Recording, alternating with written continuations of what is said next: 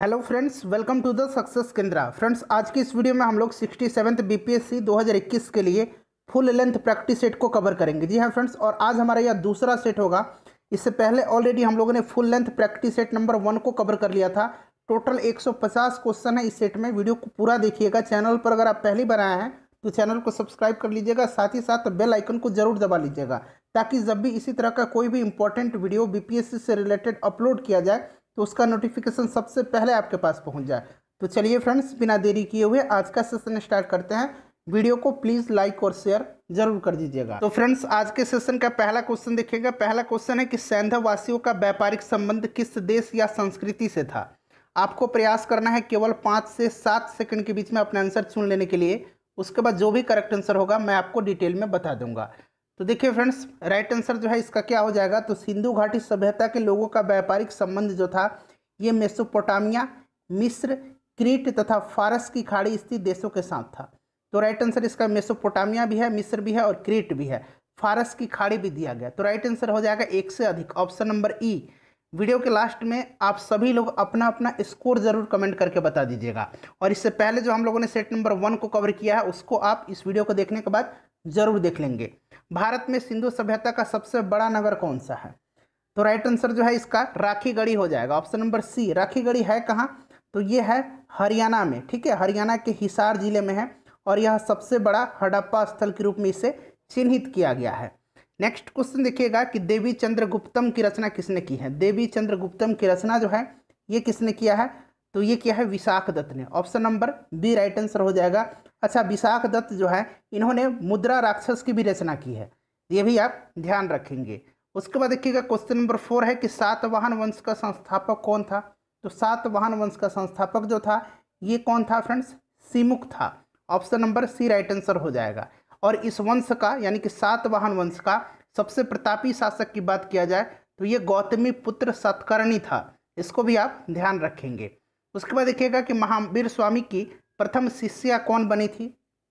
तो महावीर स्वामी की प्रथम शिष्या या फिर आप कहिए कि भिक्षुणी जो थी वो चंदना बनी थी। कौन, चंदना बनी थी। तो right answer option number A हो जाएगा। इसके अगर बात करें कि इनके प्रथम शिष्य कौन बने थे तो इनके दामाद जमाली बने थे, तो ये भी आप ध्यान रखेंगे। चलिए उसके बाद नेक्स्ट क्वेश्चन देखिएगा कि बौद्ध धर्म में विभाजन किस संगतियों में हुआ था। टोटल 4 संगतियाँ हुई हैं। आपको पता होगा कि बौद्ध धर्म में जो विभाजन हुआ था हीनयान और महायान में विभाजित हो गया था बौद्ध धर्म। ये चतुर्थ बौद्ध संगति जो कि कनिष्क के शासनकाल में कुंडलवन कश्मीर में हुआ था। ठीक है फ्रेंड्स, तो उसी के जो है समय में हुआ था, option number D right answer हो जाएगा। क्लियर। चलिए उसके बाद नेक्स्ट क्वेश्चन देखिएगा कि स्यादवाद का सिद्धांत इनमें से किस धर्म से संबंधित है। स्यादवाद का सिद्धांत इनमें से किस धर्म से संबंधित है। तो राइट आंसर इसका ऑप्शन नंबर डी हो जाएगा, जैन धर्म। ध्यान रखेंगे, जैन धर्म जो है स्यादवाद के सिद्धांत को स्वीकार किया है। क्लियर है। चलिए नेक्स्ट क्वेश्चन देखिएगा। अगला क्वेश्चन है कि शतपथ ब्राह्मण किस वेद का ब्राह्मण ग्रंथ है। शतपथ ब्राह्मण किस वेद का ब्राह्मण ग्रंथ है। तो राइट आंसर इसका क्या हो जाएगा, राइट आंसर इसका हो जाएगा Yajurveda, option number B correct answer हो जाएगा। ध्यान रखेंगे। ठीक है फ्रेंड्स, यजुर्वेद। चलिए उसके बाद अगर हम बात करें फ्रेंड्स कि जो कुशितकी ब्राह्मण है उससे ऋग्वेद का, और पंचवीस ब्राह्मण है उससे सामवेद, और गोपथ ब्राह्मण जो है उससे जो है अथर्ववेद का जो है ग्रंथ है। ध्यान रखेंगे। चलिए उसके बाद नेक्स्ट क्वेश्चन देख लीजिएगा कि मौर्य प्रशासन में पौतवाध्यक्ष नामक अधिकारी किस पद से संबंधित था। तो मौर्य प्रशासन में पौतवाध्यक्ष नामक जो अधिकारी था वो किससे संबंधित था, तो वो माप तौल के माप को नियंत्रित करने वाला अधिकारी होता था। ऑप्शन नंबर ए जो है राइट आंसर इसका हो जाएगा। उसके बाद नेक्स्ट क्वेश्चन देखेंगे। क्वेश्चन नंबर 10 है कि मोहम्मद गौरी को सर्वप्रथम किसने पराजित किया था। काफ़ी इंपॉर्टेंट क्वेश्चन है, अच्छा क्वेश्चन है। तो मोहम्मद गौरी को 1178 ईस्वी में जो है गुजरात का जो उस समय शासक था, जब इसने 1178 ईस्वी में गुजरात पर आक्रमण किया था तो उस समय जो वहाँ का शासक था भीम द्वितीय, इसी ने जो है गौरी को हराया था और करारी हार हुई थी और भारत में इसकी पहली पराजय भी थी। तो ध्यान रखेंगे भीम द्वितीय राइट आंसर इसका हो जाएगा। चलिए नेक्स्ट क्वेश्चन देख लीजिएगा। Question number 11। क्वेश्चन नंबर 11 है कि अलाउद्दीन खिलजी के आक्रमण के समय देवगिरी का शासक कौन था। तो फ्रेंड्स देखिए 1307 ईस्वी में, ध्यान रखेंगे 1307 ईस्वी में मलिक काफूर जिसको कि 1000 दिनारी कहा जाता था, उसने जो है देवगिरी पर आक्रमण किया था, ठीक है। और यहाँ का राजा उस समय कौन थे? रामचंद्र देव थे। राइट आंसर जो है रामचंद्र देव हो जाएगा, ऑप्शन नंबर ए। उसके बाद क्वेश्चन नंबर 12 देखिएगा कि इब्ने बतूता किसके शासनकाल में भारत आया। तो ध्यान रखेंगे 1333 ईस्वी में इब्ने बतूता जो है यह भारत की यात्रा पर आया था। और किसके समय में? तो मोहम्मद बिन तुगलक के शासनकाल में आया था, ठीक है फ्रेंड्स, ध्यान रखेंगे। और मोहम्मद बिन तुगलक ने इसको दिल्ली का काजी नियुक्त किया था और अपना राजदूत बना करके चीन भी भेजा था। तो मोहम्मद बिन तुगलक करेक्ट आंसर हो जाएगा, ऑप्शन नंबर ए।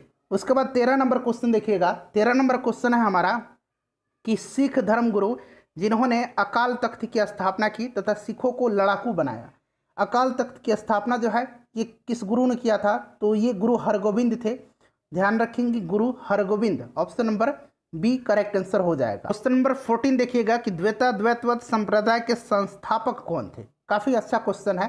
तो राइट आंसर इसका हो जाएगा निम्बर्काचार्य, ठीक है, option number C correct answer हो जाएगा। अच्छा फ्रेंड्स, द्वैतवाद अगर सिर्फ पूछा जाए कि द्वैतवाद संप्रदाय के संस्थापक तो माधवाचार्य थे। अद्वैतवाद का, ठीक है, अद्वैतवाद भी पूछा जाता है तो अद्वैतवाद के कौन थे? तो ये शंकराचार्य थे। और शुद्ध द्वैतवाद, ठीक है, शुद्ध द्वैतवाद भी पूछा जाता है तो शुद्ध द्वैतवाद यहाँ मैं लिख देता हूँ, कोशिश करता हूँ लिखने का। शुद्ध द्वैतवाद के जो थे ये वल्लभाचार्य थे। तो इनको भी आप साथ साथ ध्यान रखेंगे।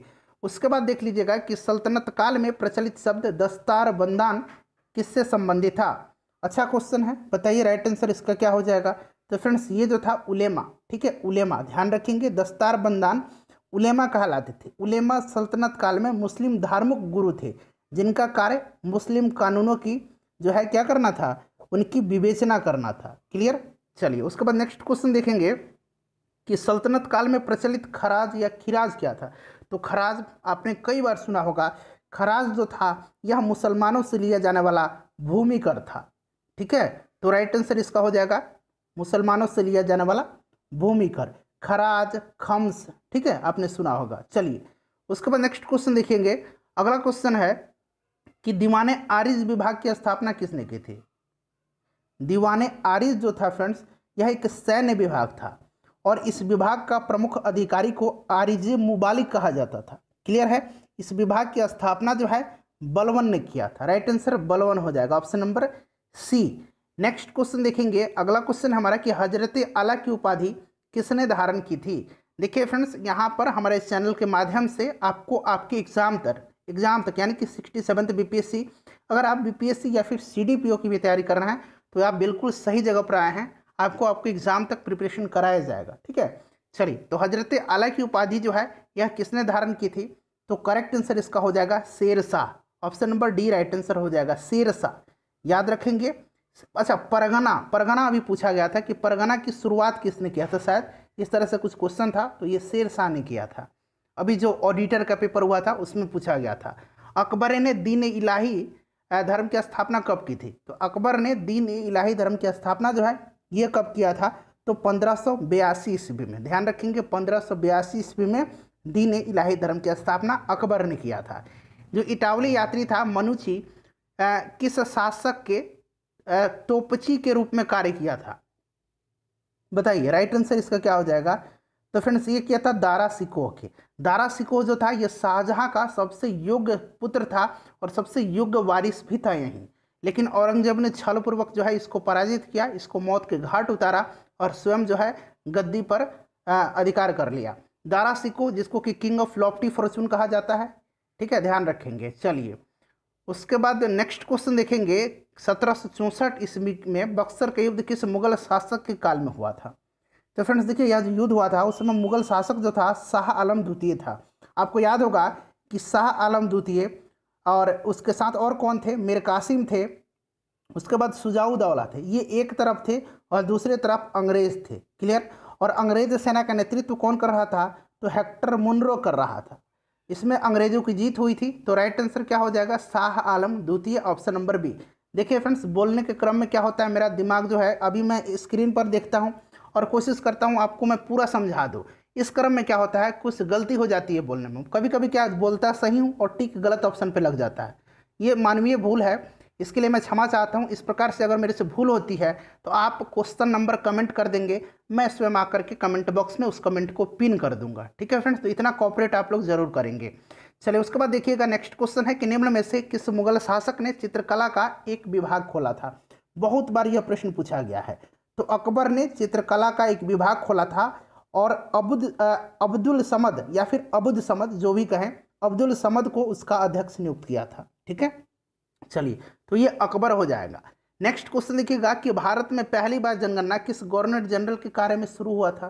तो लॉर्ड मेयो के समय में, लॉर्ड मेयो के समय में शुरू हुआ था 1872 ईस्वी में, आपको याद होगा। अच्छा, नियमित जनगणना किसके समय से कराई जाने लगी।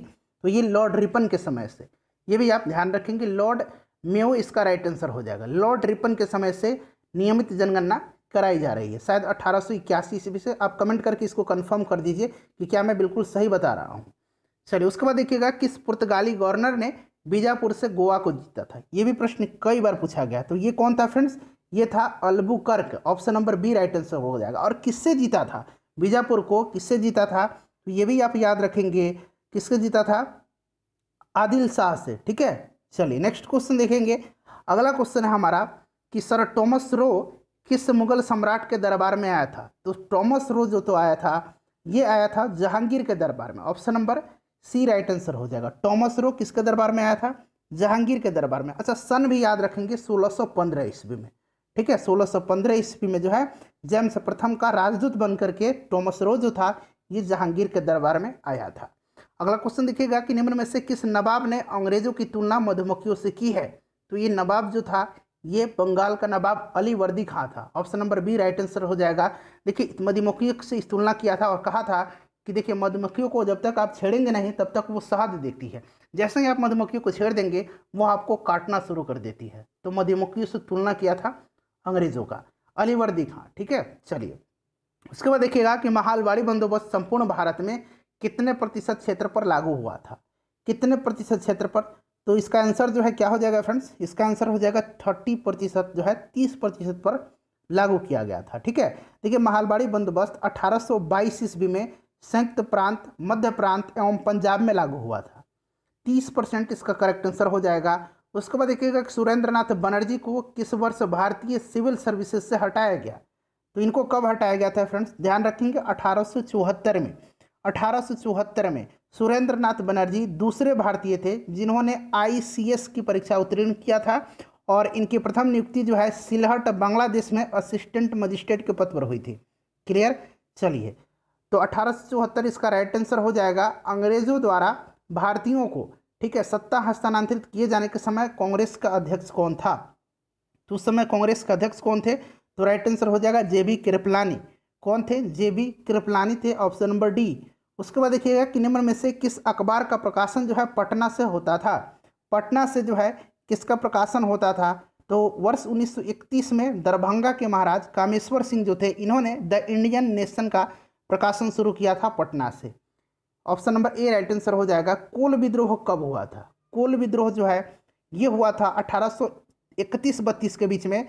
ठीक है, और छोटा नागपुर का जो क्षेत्र था उसमें हुआ था, पलामू, सिरभूम और ये सभी एरिया में। ठीक है, ये जो विद्रोह हुआ था कोल विद्रोह, इसके नेतृत्वकर्ता जो थे ये बुधो भगत थे, सिंह राय थे और सुरगा मुंडा थे। तो आप बुधो भगत को मेनली याद रखेंगे 1831-32। उसके बाद अगला क्वेश्चन देख लीजिएगा कि कुंवर सिंह किस अंग्रेज अधिकारी के खिलाफ युद्ध में घायल हुए थे। अभी पूछा भी गया था कि कुंवर सिंह ने इनमें से किसको पराजित किया था। तो ये जो था डगलस था। ठीक है, ऑप्शन नंबर बी इसका सही आंसर हो जाएगा, डगलस था। ध्यान रखेंगे 1858 में शायद इस तरह से प्रश्न सन दे करके पूछा गया था ऑडिटर की एग्जाम में। नेक्स्ट क्वेश्चन देख लीजिएगा कि भारत छोड़ो आंदोलन के समय नेपाल में आज़ाद दस्ता का गठन किसने किया था। तो ये गठन जो है जयप्रकाश नारायण जी ने किया था। Right answer option number C हो जाएगा, जयप्रकाश नारायण।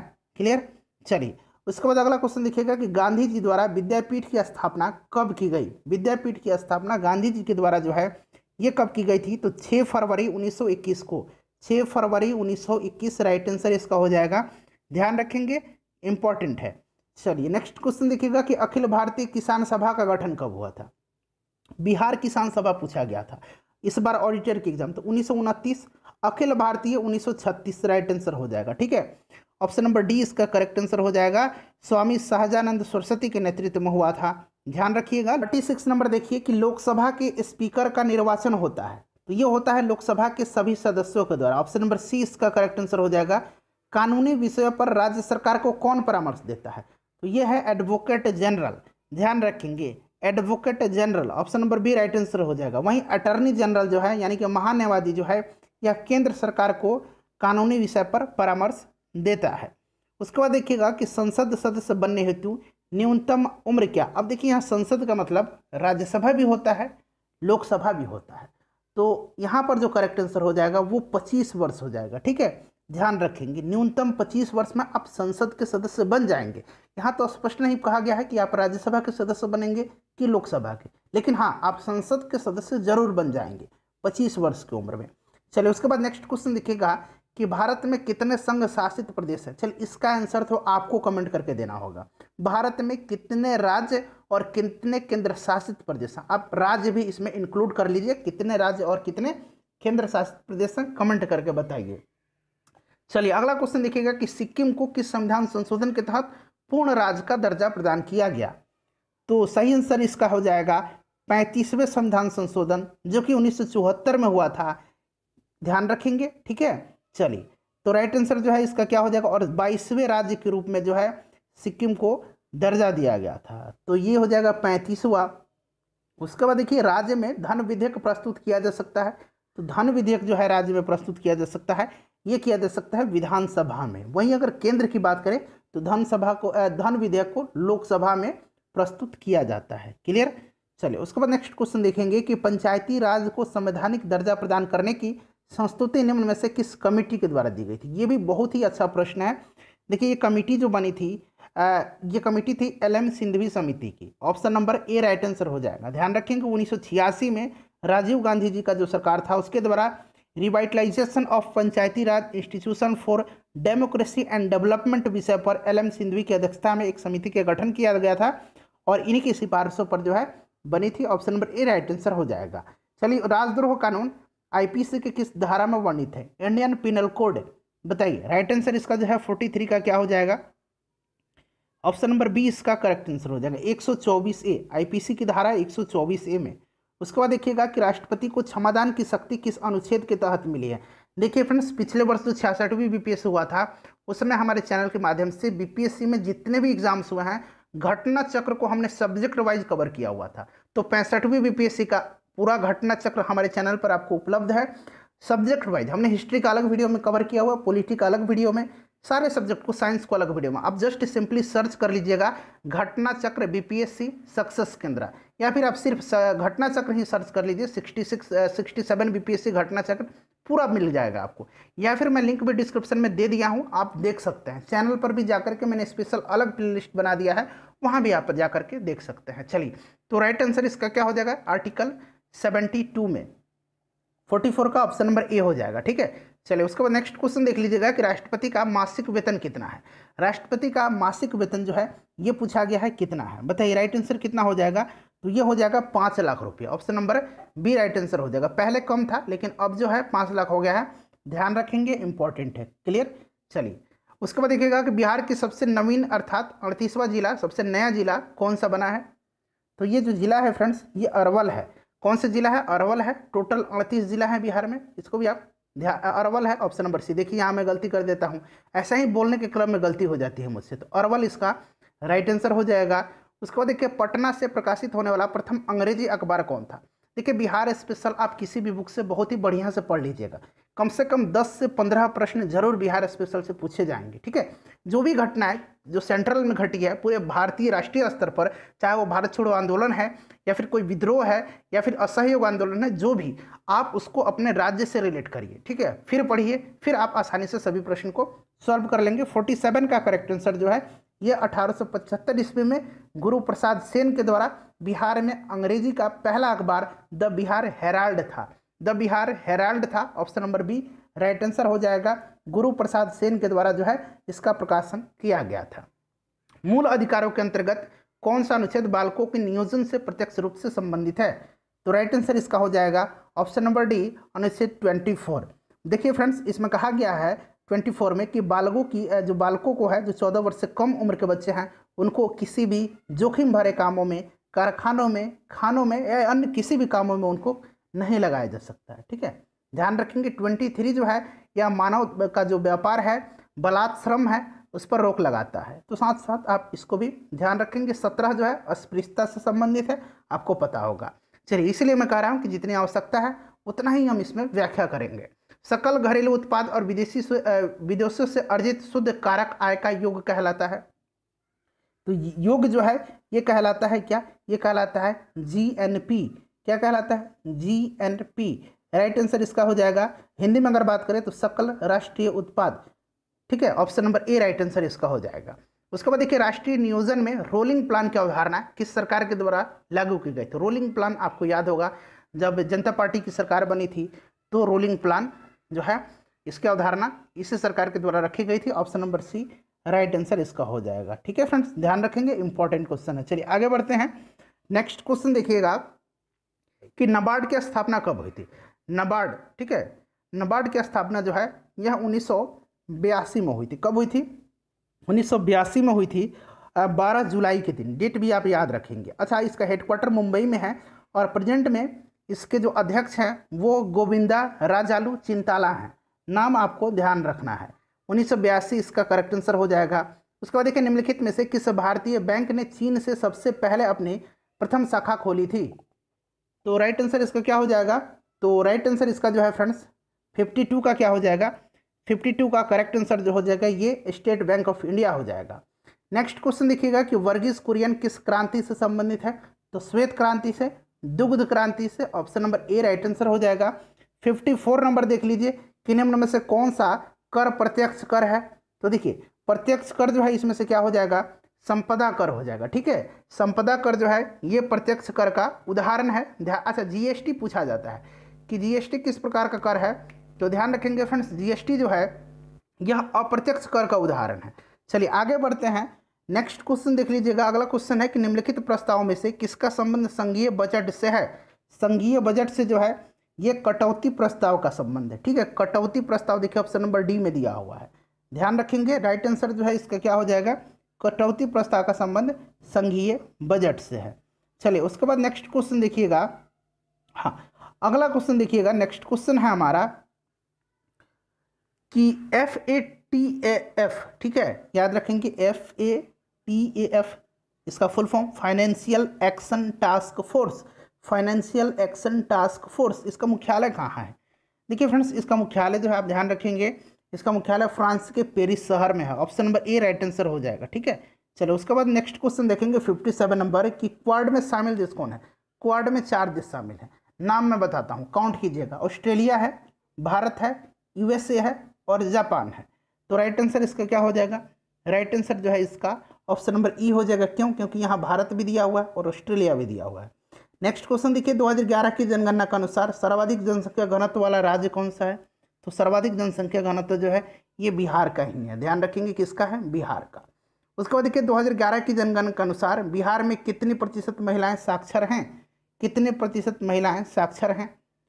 तो राइट आंसर जो है इसका 51.50। देखिए ऑप्शन में है कहीं, ऑप्शन नंबर सी इसका करेक्ट आंसर हो जाएगा। पुरुष साक्षरता ये लगभग जो है 71.21% है। इसको भी आप ध्यान रखेंगे। अच्छा, ओवरऑल साक्षरता इस बार पूछा गया था।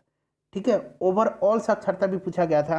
तो देखिए आप जो है ना ऑफिशियल डाटा पढ़िएगा। एक्चुअली क्या है, कहीं कहीं जो है किसी बुक में लूसेंट वगैरह में जो है टोटल 61 पॉइंट समथिंग लिखा हुआ है। ठीक है, और कहीं जो है 62 पॉइंट लिखा हुआ है, 63 भी लिखा हुआ है। तो ये आप ऑफिशियल डाटा से पढ़ेंगे। 8 नंबर प्रश्न देखिएगा कि कपास के उत्पादन में भारत विश्व में किस स्थान पर है? देखिए ये प्रश्न जो है अभी ऑडिटर का जो पेपर हुआ था उसमें पूछा गया था। तो मेरे ख्याल से भारत जो है पहले स्थान पर है। एक बार आप भी श्योर हो जाएंगे कि भारत जो है किस स्थान पर है। ठीक है, बहुत लोग कमेंट करेंगे कि दूसरे स्थान पर भी है, तो एक आप सोर्स के थ्रू आप कमेंट करेंगे। ठीक है, मेरे ख्याल से तो पहले स्थान पर है। चलिए आप लोग बता देंगे एक बार। उसके बाद देखिएगा नासा के छोटे, यहाँ सुधार कर दीजिएगा, नासा के छोटे हेलीकॉप्टर का नाम क्या है जिसने मंगल ग्रह पर उड़ान भरी है? तो ये इंजेन्यूटी हो जाएगा। Option number A right answer हो जाएगा। हाल ही में किसे भारत का नया चुनाव आयुक्त जो है नियुक्त किया गया? प्रश्न को जरा ध्यान से पढ़ेंगे। नया चुनाव आयुक्त पूछा गया है, मुख्य चुनाव आयुक्त नहीं पूछा जा रहा। तो ये अनूप चंद्र पांडे को अभी हाल ही में किया गया है। उसके बाद नेक्स्ट क्वेश्चन देखिएगा कि बिहार के ये जो नदी है डगमारा जल विद्युत परियोजना का निर्माण जो है किस नदी पर, यहाँ नदी बना लीजिएगा, किस नदी पर जो है किया जा रहा है? तो राइट आंसर इसका कोसी हो जाएगा। जो लोग करंट अफेयर्स मेरा अपलोड किया था मैंने पूरे जून से लेकर के जनवरी तक, यानी कि 6 महीना का, जनवरी से लेकर के जून तक का, अगर आपने उसको कवर किया होगा तो मैक्सिमम इसमें से जो है आपको करंट अफेयर्स वहीं से मिल जाएगा। देखिए, हाल ही में यूनेस्को की विरासत सूची में शामिल रमप्पा मंदिर किस साम्राज्य के शासक द्वारा बनवाया गया था? देखिए, ये रमप्पा मंदिर जो है यह कहाँ पे है? तेलंगाना में है। ठीक है फ्रेंड्स, और यह बनवाया गया था किसके द्वारा? काकतीय साम्राज्य के द्वारा। ठीक है, तो राइट आंसर जो है ऑप्शन नंबर डी हो जाएगा, ध्यान रखेंगे। उसके बाद नेक्स्ट क्वेश्चन देखिएगा कि मार्च 2021 में प्रधानमंत्री मोदी एवं बांग्लादेश के प्रधानमंत्री शेख हसीना ने किस यात्री ट्रेन को हरी झंडी दिखाई? तो इस यात्री ट्रेन का जो नाम है उसका नाम है क्या friends? Right answer option number इसका सी हो जाएगा, मिताली एक्सप्रेस। ठीक है, ध्यान रखेंगे।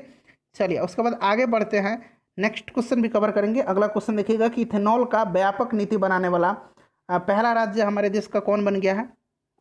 तो ये पहला राज्य जो बना है ये इथेनॉल पर बनाने वाला ये बिहार है। ठीक है, ध्यान रखेंगे, बिहार जो है पहला राज्य है, तो ऑप्शन में बिहार नहीं है, तो इनमें से कोई नहीं, करेक्ट आंसर हो जाएगा। हाल ही में किस देश ने दुनिया का पहला लकड़ी से बना उपग्रह लॉन्च करने की घोषणा की है? तो ये न्यूजीलैंड है। कौन सा देश है? न्यूजीलैंड है, ध्यान रखेंगे, option number C correct answer हो जाएगा। उसके बाद देखिएगा कि जो बंगाल की खाड़ी में जो चक्रवात आया था यस, उसका नामकरण किसने किया है? तो ध्यान रखेंगे, इसका जो नामकरण किया है ये ओमान के द्वारा किया गया है। किसके द्वारा किया गया है? ओमान के द्वारा। नेक्स्ट क्वेश्चन देखिएगा कि ई 2025 पहल का संबंध जो है किससे है, जो कि WHO के द्वारा शुरू की गई है? ई 2025 का पहल बताना है आपको। तो राइट आंसर इसका जो है क्या हो जाएगा?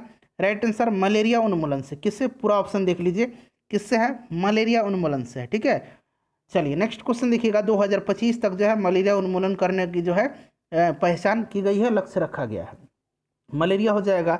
उसके बाद देख लीजिएगा कि सिप्री द्वारा जारी आंकड़ों के अनुसार दुनिया में सैन्य खर्च के मामले में भारत का स्थान क्या है?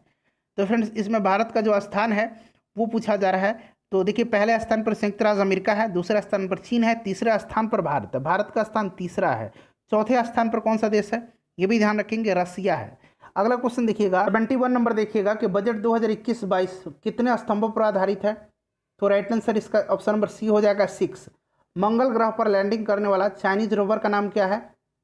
तो ये झुरोंग है, option number B right answer हो जाएगा। हाल ही में बिहार के नए मुख्य सचिव कौन बने हैं? बिहार के नए मुख्य सचिव जो है ये कौन बने हैं? तो राइट आंसर त्रिपुरारी शरण हो जाएगा, ध्यान रखेंगे, ऑप्शन नंबर सी हो जाएगा। उसके बाद देखिएगा कि भारत ने किस देश के साथ मिलकर के हिमाचल में वज्र प्रहार सैन्य अभ्यास में हिस्सा लिया है? तो वज्र प्रहार जो है यह भारत और अमेरिका के बीच का सैन्य अभ्यास है, ध्यान रखेंगे, right answer option number D हो जाएगा। उसके बाद देखिए कैच द रेन अभियान क्या है? कैच द रेन अभियान क्या है? तो यह जो है राइट आंसर इसका वर्षा जल संरक्षण से हो जाएगा। विश्व हैप्पीनेस इंडेक्स या रिपोर्ट 2021 में भारत का स्थान पूछा गया है। तो भारत का स्थान जो है 139 है, फिनलैंड पहले स्थान पर है, इसको भी आप ध्यान रखेंगे। नेक्स्ट क्वेश्चन देखिए, अंतर्राष्ट्रीय महिला क्रिकेट में 10,000 रन बनाने वाली पहली भारतीय महिला खिलाड़ी मिताली राज बन गई हैं, option number B right answer हो जाएगा। ये सभी प्रश्न हमने उस करंट अफेयर क्वेश्चन में कवर किया, ये भी हमने कवर किया हुआ है कि बीबीसी ने Indian sports women of the year किसको दिया है? तो ये कोनेरू हम्पी को, option number D right answer इसका हो जाएगा। ठीक है फ्रेंड्स, सभी के सभी करंट अफेयर्स को हमने अलग सेक्शन में कवर किया हुआ है, एक बार आप देख लीजिएगा। जनवरी से लेकर के जून लास्ट 6 मंथ करंट अफेयर्स को हमने कवर किया हुआ है 2 पार्ट में, एक पार्ट में 100 क्वेश्चन को और दूसरे पार्ट में 125 क्वेश्चन को। देखिए, हाल ही में भारतीय नौसेना में शामिल होने वाला तीसरा स्कॉर्पियन पनडुब्बी का नाम क्या है? तो ये पनडुब्बी है INS करंज, इसका नाम क्या है? INS करंज है, ध्यान रखेंगे। और इसे मझगांव शिपयार्ड लिमिटेड के द्वारा जो है निर्मित किया गया है। FDI प्राप्त करने वाला भारत का विश्व में कौन सा स्थान है? तो इसका करेक्ट आंसर क्या हो जाएगा?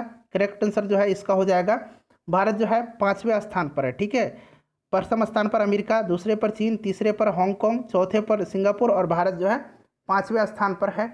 उसके बाद देखिएगा, खरीफ फसल 2021-22 के लिए सामान्य धान का न्यूनतम समर्थन मूल्य कितना तय किया गया है? तो ये कितना तय किया गया है? तो राइट आंसर हो जाएगा ऑप्शन नंबर इसका बी। ठीक है, 1940 रुपये प्रति क्विंटल, ध्यान रखेंगे। चलिए उसके बाद नेक्स्ट क्वेश्चन देखेंगे। अगला क्वेश्चन है हमारा कि विश्व का पहला नैनो तरल यूरिया किस भारतीय कंपनी के द्वारा बनाया गया है? तो फ्रेंड्स ये बनाया गया इफ्को के द्वारा, option number B right answer हो जाएगा। ठीक है, इफ्को के द्वारा बनाया गया है, ध्यान रखेंगे। चलिए Indian Farmers Fertiliser Cooperative Limited. Next question देख लीजिएगा कि बिटकॉइन को लीगल टेंडर का दर्जा देने वाला दुनिया का पहला देश कौन है। तो ये पहला देश बन गया है El Salvador. Option number B right answer हो जाएगा। उसके बाद देखिए हाल ही में स्वेज नहर में एक पोत फंस गया था, वह किस देश का पोत था, किस देश का जहाज था। तो सही आंसर जो है ये जापान का था, आपने सुना भी था, काफ़ी चर्चा में रहा था। उसके बाद देखिए प्राण एवं वायु नामक वेंटिलेटर किसके द्वारा विकसित किया गया है। तो यह विकसित जो है किया गया है किसके द्वारा। तो राइट आंसर जो है इसका हो जाएगा इसरो के द्वारा। किसके द्वारा किया गया है, इसरो के द्वारा किया गया है, ध्यान रखेंगे, ठीक है। चलिए उसके बाद नेक्स्ट क्वेश्चन देखेंगे, ऑप्शन नंबर बी आंसर हो जाएगा इसका। अगला क्वेश्चन है हमारा कि मे फ्लावर 400 क्या है। तो फ्रेंड्स ये क्या है, यह जो है यह मानव रहित पोत है, दुनिया का पहला मानव रहित पोत है ये, ध्यान रखेंगे। Option number B right answer हो जाएगा बी। उसके बाद देखिएगा कि विश्व का पहला माइक्रो सेंसर आधारित एक्सप्लोसिव ट्रेस डिटेक्टर का नाम क्या है। तो सही आंसर इसका क्या हो जाएगा, सही आंसर जो है ये हो जाएगा नैनो स्निफर, ठीक है, नैनो स्निफर, ध्यान रखेंगे। चलिए उसके बाद आप अगला क्वेश्चन देखेंगे। नेक्स्ट क्वेश्चन हमारा है फ्रेंड्स कि तटीय अनुसंधान पोत सागर अन्वेषिका, ठीक है, का शुभारंभ किस केंद्रीय मंत्री के द्वारा किया गया है। तो ये हर्षवर्धन जी के द्वारा किया गया। ऑप्शन नंबर बी इसका करेक्ट आंसर हो जाएगा, ठीक है। चलिए उसके बाद नेक्स्ट क्वेश्चन देखिएगा कि हिंदी साहित्य विषय में साहित्य अकादमी पुरस्कार से किसे सम्मानित किया गया है। तो ये अनामिका को किया गया, ध्यान रखेंगे, काफ़ी इंपॉर्टेंट क्वेश्चन है, अनामिका को, काफ़ी इंपॉर्टेंट है, ठीक है। चलिए नेक्स्ट क्वेश्चन देखिएगा। अगला क्वेश्चन है हमारा कि विश्व का सबसे ऊंचा रेलवे आर्क ब्रिज का निर्माण किस नदी पर किया गया। यहाँ नदी बना लीजिएगा, नदी पर किया गया है। तो फ्रेंड्स ये किया गया है चिनाब नदी पर। Option number A right answer हो जाएगा। गांधी जी ने नटाल इंडियन कांग्रेस की स्थापना कब की थी। नटाल इंडियन कांग्रेस की स्थापना गांधी ने अफ्रीका में किया था, ठीक है, 1894 ईस्वी में, 1894 में अफ्रीका में, ध्यान रखेंगे। महात्मा गांधी कैसर हिंद की उपाधि लौटा कर किस आंदोलन में सम्मिलित हुए थे। तो इन्होंने कैसर हिंद की उपाधि लौटा दिया था जालियांवाला बाग हत्याकांड के विरोध में, और असहयोग आंदोलन इन्होंने शुरू किया, ध्यान रखेंगे, 1920 में असहयोग आंदोलन। देखिए कहाँ है, ऑप्शन नंबर सी इसका करेक्ट आंसर हो जाएगा, ठीक है, ऑप्शन नंबर सी इसका करेक्ट आंसर हो जाएगा। उसके बाद देखिएगा कि तिरंगा को राष्ट्रीय ध्वज के रूप में कब अपनाया गया था। डेट सहित आपको याद रखना है, 22 जुलाई 1947 ईस्वी को ध्वज के रूप में इसको अपनाया गया था, 22 जुलाई को, 22 जुलाई 1947 को। चलिए अगला क्वेश्चन देखिएगा कि भारत की राजधानी कलकत्ता से दिल्ली कब हस्तांतरित हुई। 11 में घोषणा कर दी गई थी, ठीक है, दिल्ली दरबार का आयोजन हुआ था हॉर्डिंग द्वितीय के समय में, तो और राजधानी 1912 में बन गई। ऑप्शन नंबर बी इसका करेक्ट आंसर हो जाएगा। उसके बाद देखिए 1905 का जो बनारस अधिवेशन हुआ था उसकी अध्यक्षता किसने किया था, कई बार पूछा गया है फ्रेंड्स। तो इसकी अध्यक्षता किया था गोपाल कृष्ण गोखले जी ने। Option number A right answer हो जाएगा। यूरोप का सर्वोच्च शिखर माउंट अल्ब्रुस किस देश में स्थित है। तो ये माउंट अल्ब्रुस जो है यह रसिया में है। ऑप्शन नंबर बी इसका आंसर हो जाएगा। नील नदी किस सागर में जाकर के मिलती है। नील नदी जो है यह किस सागर में जाकर के मिलती है। संसार की सबसे लंबी नदी है, विक्टोरिया झील से निकलती है, और यह जाकर के कहाँ मिलती है। तो फ्रेंड्स बताइए राइट आंसर इसका क्या हो जाएगा। चलिए राइट आंसर बताइए इसका क्या हो जाएगा। ये जो है भूमध्य सागर में, ऑप्शन नंबर ए इसका आंसर हो जाएगा। उसके बाद नेक्स्ट क्वेश्चन देखिएगा कि साबरमती नदी का उद्गम स्रोत क्या है। साबरमती नदी का उद्गम स्रोत जो है ये क्या है, राइट आंसर बताइए। राइट आंसर अरावली पर्वत हो जाएगा। कहाँ, अरावली पर्वत से, ठीक है, अरावली पर्वतमाला से होकर के। Option number D right answer हो जाएगा। उसके बाद देखिए कि भारत में प्राकृतिक रबड़ का सबसे अधिक उत्पादन किस राज्य में होता है। तो रबड़ का सबसे ज़्यादा उत्पादन जो करता है यह कौन सा राज्य करता है, केरल करता है। कॉफ़ी का कर्नाटक करता है। उसके बाद नेक्स्ट क्वेश्चन देखिएगा कि राष्ट्रीय राजमार्ग संख्या 3 जो है किन दो शहरों के आपस में जोड़ती है। तो यह जो जोड़ती है यह आगरा और मुंबई को, आगरा और मुंबई को। ऑप्शन नंबर ए इसका आंसर हो जाएगा। उसके बाद पूछा गया कांगेर घाटी नेशनल पार्क, कई बार मैंने बताया है कांगेर घाटी जो है यह छत्तीसगढ़ में है। नेक्स्ट क्वेश्चन देखिएगा कि पायराइट के उत्पादन में बिहार किस स्थान पर है। तो पायराइट का सर्वाधिक उत्पादन बिहार में होता है, अर्थात यह देश में पहला स्थान रखता है। उसके बाद देखिएगा कि निम्न में से किस खेल में बिहार का एकमात्र राष्ट्रीय उद्यान स्थित है। किस जिले में, माफ कीजिएगा, किस जिले में बिहार का एकमात्र राष्ट्रीय उद्यान है। तो बिहार का एकमात्र राष्ट्रीय उद्यान वाल्मीकि राष्ट्रीय उद्यान है जो कि पश्चिमी चंपारण में है। तो इनमें से कोई नहीं, राइट आंसर ऑप्शन नंबर इसका ई हो जाएगा पश्चिमी चंपारण, पूर्वी चंपारण में नहीं पश्चिमी चंपारण में है। उदयपुर वन्यजीव अभयारण्य भी पश्चिमी चंपारण में ही है। निम्नलिखित में से कौन सा शहर राष्ट्रीय राजमार्ग संख्या 2 पर स्थित नहीं है, नहीं पूछा गया है, तो इसमें से पटना इसका आंसर हो जाएगा। ठीक है, ध्यान रखेंगे फ्रेंड्स, पश्चिम बंगाल से कोलकाता जो को जोड़ता है। चलिए उसके बाद नेक्स्ट क्वेश्चन देखेंगे। अगला क्वेश्चन हमारा है कि बिहार में लोकसभा से कितने सदस्य चुने जाते हैं। तो मैंने स्पष्ट बताया है, बिहार में लोकसभा का सदस्य संख्या, राज्यसभा की सदस्य संख्या, विधानसभा की और विधान परिषद की। यहाँ लोकसभा पूछा गया है 40। ठीक है, ध्यान रखेंगे, इंपॉर्टेंट क्वेश्चन है फ्रेंड्स। ऑलरेडी हमने 3 जो है मिनी सेट भी कवर किया हुआ है, इन सभी प्रश्न को वहाँ भी हमने कवर किया हुआ है, तो देख लीजिएगा, काफ़ी इंपॉर्टेंट सेट है हमारा। बिहार का स्थान भारत में जनसंख्या एवं क्षेत्रफल की दृष्टि से क्या है, तो पहले जनसंख्या में क्या है और क्षेत्रफल में क्या है। पहले जनसंख्या याद रखेंगे, जनसंख्या में जो है इसका स्थान क्या है, तीसरा स्थान है, और 13वां क्षेत्रफल के हिसाब से। चलिए अगला क्वेश्चन देखिएगा कि पंचायती राज प्रणाली से संबंधित अनुच्छेदों की संख्या क्या है, बताइए। सही आंसर जो है इसका क्या हो जाएगा, राइट आंसर आपको बताना है। तो भाग 9 में है ये, अनुच्छेद 243 के अंतर्गत त्रिस्तरीय पंचायती राज व्यवस्था के बारे में जो उपबंध किया गया है। ठीक है, राइट आंसर जो है इसका क्या हो जाएगा, संबंधित अनुच्छेदों की संख्या कितनी है, तो राइट आंसर इसका 16 हो जाएगा। ठीक है, ध्यान रखेंगे। चलिए उसके बाद अगला क्वेश्चन देखेंगे कि नेक्स्ट क्वेश्चन है कि सर्वाधिक जनजातियों की संख्या किस जिले में है, तो सर्वाधिक जनजातियों की संख्या पश्चिमी चंपारण में हो जाएगा। उसके बाद देखिए पटना कॉलेज एवं पटना कलेक्ट्रेट किस शैली में निर्मित भवन है, इंपॉर्टेंट क्वेश्चन है, बताइए राइट आंसर इसका क्या हो जाएगा। राइट आंसर जो है इसका हो जाएगा हॉलैंड शैली में। किस शैली में है, हॉलैंड शैली में है। ठीक है, ऑप्शन नंबर बी इसका आंसर हो जाएगा। झरने नृत्य का संबंध किस समुदाय से है, झरने नृत्य का संबंध जो है किस समुदाय से है, तो ये मुस्लिम समुदाय हो जाएगा। उसके बाद देखिएगा कि स्टेनलेस स्टील बनाने में लोहे के साथ प्रयुक्त होने वाली महत्वपूर्ण धातु कौन सी है, तो फ्रेंड्स ये क्रोमियम है। कौन सी धातु है, ये क्रोमियम है। उसके बाद इसमें कार्बन भी मिलाया जाता है। ठीक है, ध्यान रखेंगे, तो राइट आंसर इसका 1 से अधिक हो जाएगा। उसके बाद नेक्स्ट क्वेश्चन देखिएगा कि निम्न में से भूकंप मापी तंत्र कौन सा है, भूकंप मापा जाता है सिस्मोग्राफ से। ऑप्शन नंबर डी इसका आंसर हो जाएगा, सिस्मोग्राफ से। उसके बाद नेक्स्ट क्वेश्चन देखिएगा, अगला क्वेश्चन है, और क्रेस्कोग्राफ यहाँ देख रहे हैं, इससे पौधों की वृद्धि दर को मापा जाता है। सड़क पर चलने की अपेक्षा बर्फ पर चलना कठिन होता है, क्योंकि बर्फ पर जो है फ्रिक्शन नहीं होता है, घर्षण नहीं होता है। तो राइट आंसर इसका जो है बर्फ में सड़क की अपेक्षा घर्षण कम होता है। ऑप्शन नंबर बी इसका आंसर हो जाएगा। गुरुत्वाकर्षण का सिद्धांत किसने दिया, गुरुत्वाकर्षण का सिद्धांत दिया है आइजैक न्यूटन ने। Option number C right answer हो जाएगा। पढ़ने में काम आने वाले ग्लासेस किस प्रकार के लेंस बनते हैं, इंपॉर्टेंट क्वेश्चन है, तो राइट आंसर बताइए। राइट आंसर इसका क्या हो जाएगा, 115 का करेक्ट आंसर जो हो जाएगा उत्तल लेंस का। ठीक है, उत्तल लेंस का। नेक्स्ट क्वेश्चन देख लीजिएगा कि मिट्टी के घड़े में निम्न में से किस कारण जल ठंडा रहता है, तो राइट आंसर इसका वाष्पीकरण होगा।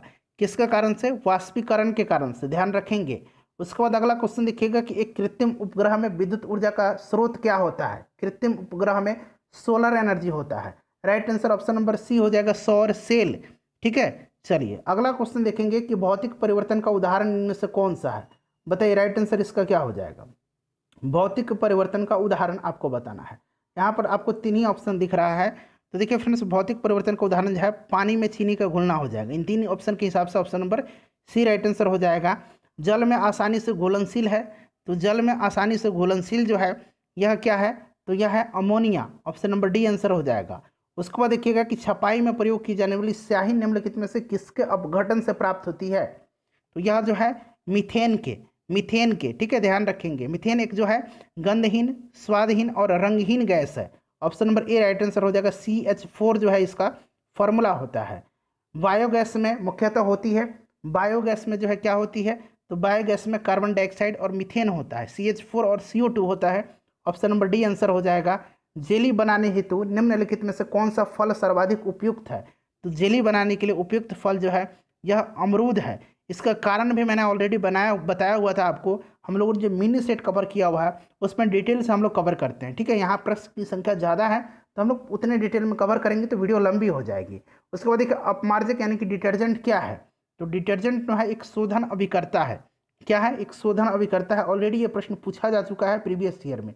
उसके बाद देखिएगा कि पैलियो वनस्पति के अंतर्गत अध्ययन करते हैं, तो राइट आंसर जो है इसके अंतर्गत जो है पादप जीवाश्म का अध्ययन करते हैं। पादप जीवाश्म ध्यान रखेंगे। फाइकोलॉजी के अंतर्गत शैवाल का अध्ययन करते हैं, फाइकोलॉजी। उसके बाद देखिएगा कि जेरेंटोलॉजी निम्नलिखित में से किसके अध्ययन से संबंधित है, बताइए। जेरेंटोलॉजी जो है किसके अध्ययन से संबंधित है, तो फ्रेंड्स यह जो संबंधित है राइट आंसर इसका हो जाएगा वृद्ध व्यक्तियों से, ठीक है, वृद्ध व्यक्तियों से। नेक्स्ट क्वेश्चन देखिएगा कि जमी हुई झील के अंदर मछली जीवित रहती है, यह आप बहुत दिनों से पढ़ते आ रहे हैं, तो राइट आंसर क्या हो जाएगा, सर्दियों के मौसम में बाहरी जो परत का तापमान है वो जल की हिमांक बिंदु से कम हो जाता है और झील तथा नदियों में जो है जम जाती है, परंतु झील नदी का जो ऊपरी परत है वह जमता है, नीचे वाला जो है वह जो है अभी जमता नहीं है, तो राइट आंसर जो है इसका जो है ऑप्शन नंबर डी हो जाएगा। अगला क्वेश्चन देखिएगा, तलों के निकट का पानी, नीचे का जो तल है ना वो नहीं जमता है। पादप कोशिका जंतु कोशिका से किस प्रकार से भिन्न होती है, तो पादप कोशिका में जो है कोशिका भित्ति पाई जाती है, जंतु कोशिका में कोशिका भित्ति नहीं पाई जाती है। तो पादप कोशिका जंतु, अच्छा पादप कोशिका की कोशिका भित्ति सेलुलोज की बनी होती है, ठीक है। कवक की कोशिका भित्ति पूछा जाता है, तो कवक की कोशिका भित्ति काइटिन की बनी होती है, इसको भी आप ध्यान रखेंगे साथ ही साथ। चलिए उसके बाद देखिएगा कि शरीर में से कौन सा संक्रमण से हमारी रक्षा करता है, तो शरीर के संक्रमण से WBC, ठीक है, WBC रक्षा करता है। ऑप्शन नंबर इसका ए राइट आंसर हो जाएगा, WBC। उसके बाद देखिएगा ऑक्सीजन का परिवहन RBC करता है। प्रकाश के निम्नलिखित प्रकारों में से किसका जो है पौधे द्वारा तीव्र अवशोषण होता है, तो यह प्रकाश है नीला और लाल, ठीक है, option number A right answer हो जाएगा। सेब का हृदय रोगियों के लिए विशेष महत्व है क्योंकि ये बड़े स्रोत होते हैं। सेब जो होता है यह किसका जो है पर्याप्त स्रोत होता है, तो राइट आंसर इसका हो जाएगा पोटेशियम का, ठीक है। चलिए नेक्स्ट क्वेश्चन देखिएगा कि मनुष्य के अंगों में से हानिकारक विकिरणों से सबसे कम सुप्रभाव अंग सबसे कम पूछा गया है, तो सबसे कम जो है ये कौन सा है, ये आँख होती है, सर्वाधिक आँख होती है, और सबसे कम जो होता है वो मस्तिष्क होता है, ठीक है, और सबसे ज़्यादा आँख प्रभावित होता है। उसके बाद देखिएगा विश्व पर्यावरण दिवस जो है किस तारीख को मनाया जाता है, तो प्रति वर्ष जो है 5 जून के दिन विश्व पर्यावरण दिवस मनाया जाता है, ध्यान रखेंगे। सर्वाधिक जैव विविधता कहाँ पाई जाती है, सर्वाधिक जैव विविधता जो है यह पाई जाती है उष्णकटिबंधीय वर्षा वनों में, ठीक है, option number B right answer इसका हो जाएगा। पर्यावरण में ग्रीन हाउस प्रभाव में वृद्धि होती है, ग्रीन हाउस जो होता है उसमें वृद्धि होती है, तो कार्बन डाइऑक्साइड के कारण से ऑप्शन नंबर सी इसका आंसर हो जाएगा, ठीक है। चलिए उसके बाद नेक्स्ट क्वेश्चन देखिएगा। अगला क्वेश्चन है हमारा कि निम्नलिखित में से कौन सी गैस ग्लोबल वार्मिंग के लिए ज़्यादा जिम्मेदार है, तो सबसे ज़्यादा जिम्मेदार जो है ग्लोबल वार्मिंग के लिए वह गैस है, ऑप्शन नंबर सी हो जाएगा कार्बन डाइऑक्साइड, सबसे ज़्यादा पूछा गया है। उसके बाद देखिए ओजोन छिद्र का कारण क्या है, तो CFC है, क्लोरोफ्लोरोकार्बन है, ऑप्शन नंबर डी इसका आंसर हो जाएगा। उसके बाद देखिएगा कि पीने की पानी को शुद्ध करने के लिए निम्न में गैसों में से किसका प्रयोग लाया जाता है, तो पीने वाली पानी में क्लोरीन मिलाया जाता है। 139 नंबर देखिएगा कि खून के थक्के को जमने निम्नलिखित में से कौन मदद करता है जमने में, तो कैल्शियम खनिज भी करता है, विटामिन के भी करता है और फाइब्रिनोजिन भी करता है। फाइब्रिनोजिन एक प्रकार का प्रोटीन है, इस बात का आप ध्यान रखेंगे, ये क्या है, प्रोटीन है। तो ABC तीनों जो है सही दिया गया, ऑप्शन नंबर डी इसका आंसर हो जाएगा। टिहरी बांध जो है ये भागीरथी नदी पर है, उत्तराखंड में है, सबसे ऊंची बांध है, तो राइट आंसर जो है इसमें भागीरथी तो नहीं दिया गया है लेकिन गंगा दिया गया है, ठीक है। तो मेरे हिसाब से ऑप्शन नंबर ई ही इसका आंसर होगा, ऑप्शन नंबर ई भागीरथी नदी पर है, ठीक है। चलिए अगला क्वेश्चन देखिएगा फ्रेंड्स, 41 से लेकर के 50 तक में, मतलब 141 से लेकर के 150 तक में मैथ के क्वेश्चन है। PDF आपको टेलीग्राम पर मिल जाएगा। ऑलरेडी मैंने जो हमारा पहला फुल लेंथ सेट था उसका PDF टेलीग्राम पर दे दिया हूँ। सक्सेस केंद्र से आप सर्च करना है, आपको टेलीग्राम पर चैनल हमारा मिल जाएगा, जहाँ 13 पॉइंट समथिंग के जो है सब्सक्राइबर हैं, वहाँ आपको जुड़ जाना। वैसे लिंक भी मैंने डिस्क्रिप्शन में दे दिया है, जुड़ जाइएगा, PDF वहाँ पर आपको मिल जाएगा। मिलते हैं नेक्स्ट वीडियो में, वीडियो को लाइक और शेयर जरूर कर दीजिए।